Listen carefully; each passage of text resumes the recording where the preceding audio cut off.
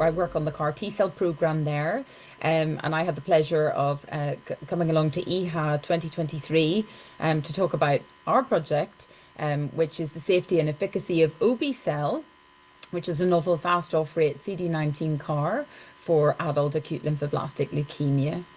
And so essentially what I was discussing in this session was about the FELIX trial, which is a sort of a phase 2 global study of this novel fast off-rate CD19 CAR Obe-cel for this really quite challenging patient population with adult BALL. These patients are often older with lots of comorbidities, and it's important for that population to have a CAR that can be delivered safely, because they don't tolerate necessarily the immunotoxicity that perhaps pediatric and young adult patients might. So with that in mind, at UCL, we designed this Obe-cel construct, or this CAT CAR, which comes off CD19 much more rapidly than other conventional CD19 CAR constructs. And what that has meant in the preclinical space is that the CAR is associated with less cytokine secretion when it encounters target antigen. And we inferred from that we would potentially see less sort of cytokine-driven immunotoxicity in patients. And what we also saw in the preclinical space was that this fast off-rate feature of the binder meant that the CAR didn't get exhausted to the same extent as other CAR T-cell constructs have been seen to do in other studies. And what that then translates, or we inferred from that we might be able to see a better persistence profile in patients, i.e. the CAR T-cells surviving longer in the peripheral blood because they weren't getting exhausted when they encountered target. So this phase 2 study, essentially it's been run across sites in the US, in Spain, and all across the UK. And we're taking adult patients over the age of 18 with more than 5% blasts in the bone marrow. And so essentially the sort of primary endpoints for this study, we're looking at the complete response rates in patients, and the secondary endpoints, we were looking at toxicity and things like duration of response. And the way that this study is designed, essentially what we do is we make these patient-specific products, so they're autologous CD19 products. And what happens is patient will then potentially have some bridging chemotherapy as per investigator's discretion whilst we're manufacturing the CAR T-cell product. And then they're admitted to hospital for lymphodepletion with fludarabine and cyclophosphamide, and then have a split-dose CAR T-cell infusion. That's over day 1 and day 10.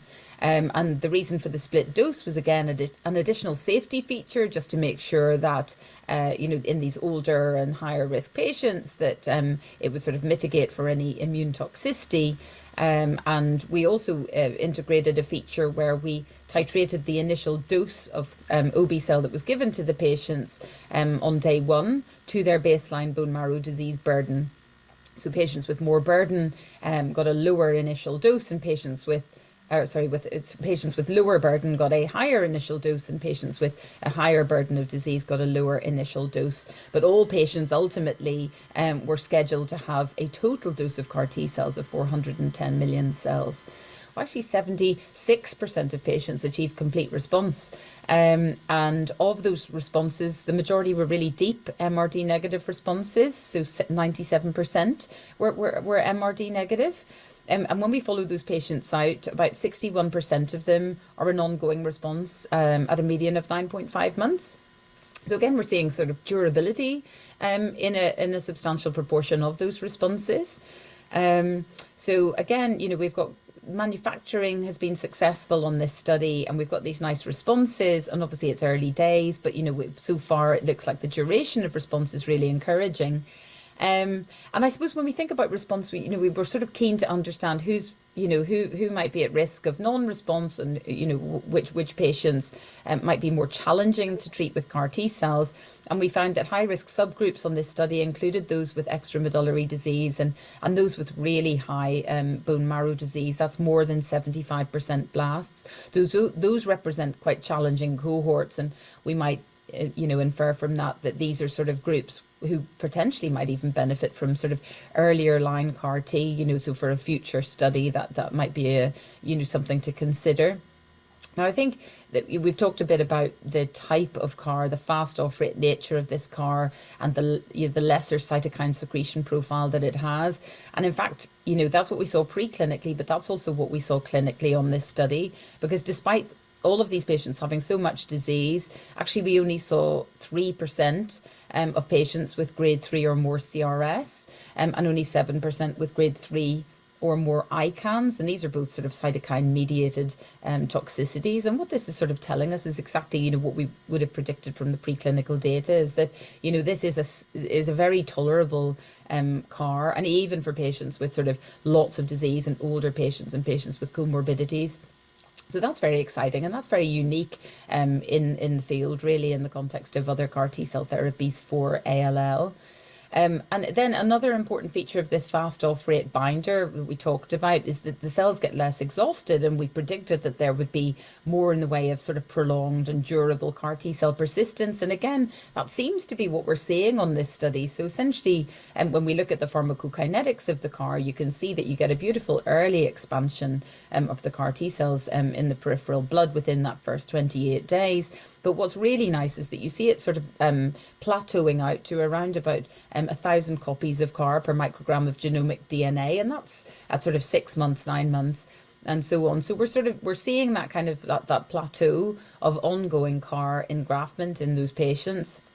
And that's sort of, again, reflecting what we saw in our phase 1 study, and it feeds into the sort of the hypothesis behind, the selection of this particular CAR construct.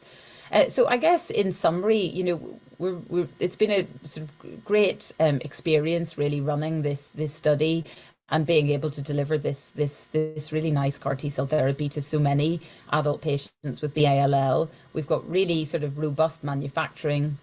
We've had great response rate, 76% complete response rate, lots of those durable responses, and a really tolerable immunotoxicity profile, very little in the way of grade 3 immunotoxic events, and with a really nice persistence profile. So what this is telling us that this product lends itself very nicely to the adult ALL space, even with all of these sort of high-risk patients coming on board.